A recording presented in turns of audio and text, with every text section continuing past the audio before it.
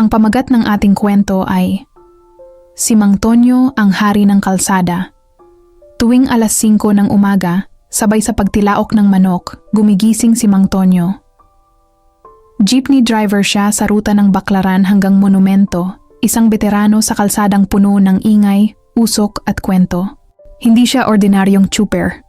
Sa kanyang jeep na may makukulay na pintura at nakasabit na rosaryo sa rearview mirror, umiikot ang mundo ng maraming pasahero. May estudyanteng kinakabahan sa exam, may nanay na nagmamadaling makauwi, at may vendor na sinasalubong ang bagong araw. Kahit luma na ang kanyang jeep, maingat siyang nag-aayos nito tuwing gabi. Hindi lang ito sasakyan para sa kanya, parang kasama sa pamilya. Sa bawat pagpreno at pagbusina, dala niya ang malasakit sa pasahero at ang pag-asang kahit kaunti, makabawas siya sa hirap ng iba. Isang araw, may senior citizen na hindi makapaglakad ng maayos. Sa halip na maghintay pa ng ibang pasahero, bumaba si Mang Tonyo. Inalalayan ng matanda papasok ng jeep, sabay ngiti.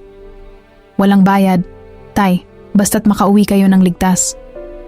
Kilala si Mang Tonyo sa mga chismis sa terminal bilang hari ng kalsada. Hindi dahil sa bilis ng pagmamaneho, kundi sa puso niyang bukas sa bawat kwento ng buhay. Sa huli, para sa kanya, hindi lang pagmamaneho ang trabaho, ito'y serbisyo, pagkakaibigan at pagmamahal sa bayan.